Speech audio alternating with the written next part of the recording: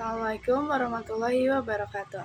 Halo, perkenalkan nama saya Siti Safina Amtoro, absen 35 dari kelas 11 IPS 3. Di sini saya ingin menjelaskan tentang apa sih PBB dan asas-asas PBB, tujuan, serta piagam-piagam PBB.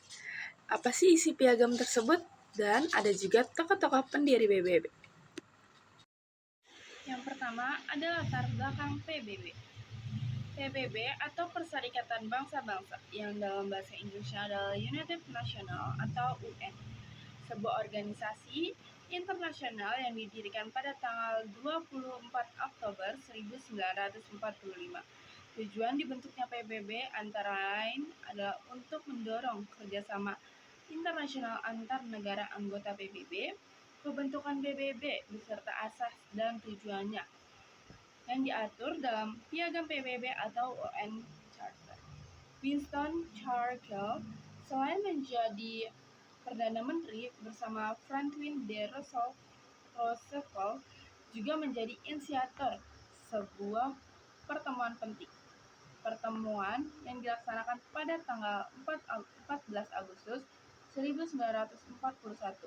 Pertemuan ini juga menghasilkan Pertemuannya yaitu mencakup Piagam PBB, Piagam Atlantik, yang di dalamnya mencakup tentang A. Tidak dibenarkan adanya mencaplok wilayah negara lain. Yang dimaksud adalah mengambil wilayah-wilayah di negara lain. Contohnya, negara Indonesia mengambil wilayah di Singapura tanpa adanya pemberitahuan dan juga langsung mengambil sendirinya. Yang B, pengaturan sebuah wilayah harus disesuaikan dengan keinginan masyarakat setempat. Yang C, setiap bangsa berhak menentukan bentuk dan corak pemerintahannya. Yang D, mengusahakan perdamaian dunia.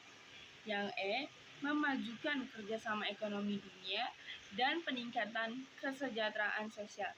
Nah, dari pertemuan situ dibikinlah Piagam PBB tersebut.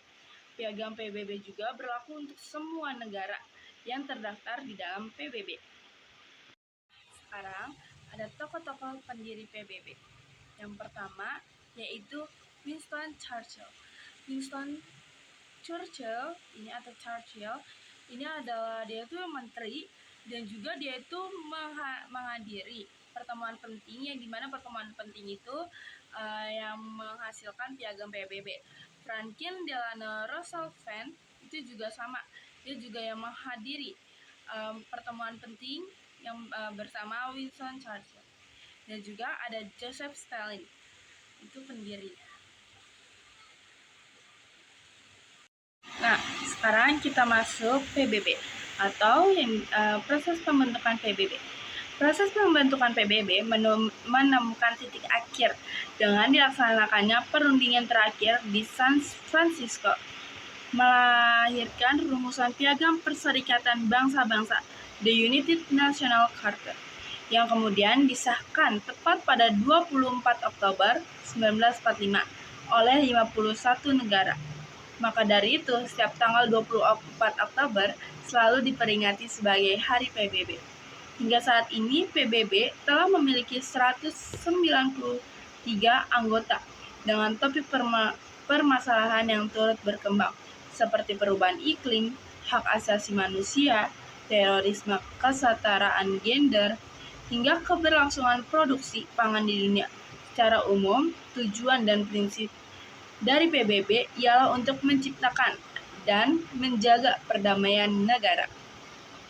Sekarang berada di asas PBB.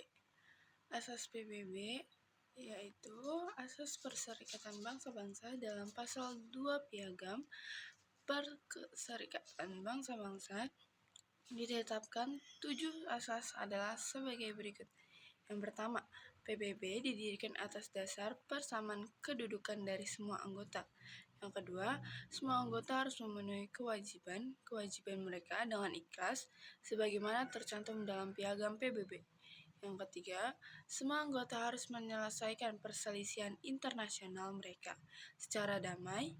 Yang keempat, dalam melaksanakan hubungan internasional, setiap anggota harus menghindari penggunaan ancaman dan kekerasan terhadap negara-negara lain. Yang kelima, semua anggota harus membantu PBB dalam tindakan-tindakan yang diambilnya berdasarkan ketentuan Piagam PBB. 6. PAS yang menjaga agar negara-negara yang bukan anggota bertindak sesuai dengan asas-asas yang ditetapkan oleh PBB. 7. PBB tidak akan campur tangan masalah dalam negeri masing-masing negara anggota.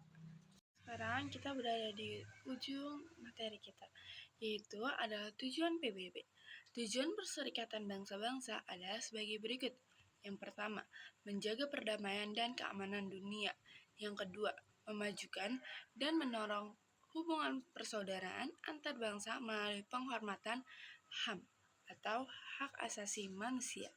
Yang ketiga, membina kerjasama internasional dalam pembangunan bidang ekonomi, sosial, budaya, dan lingkungan. Yang keempat, menjadi pusat penyelesaian segala tindakan bersama terhadap negara yang membahayakan perdamaian dunia. Dan yang kelima, yaitu menyediakan bantuan kemanusiaan apabila terjadi kelaparan, bencana alam, dan konflik sosial.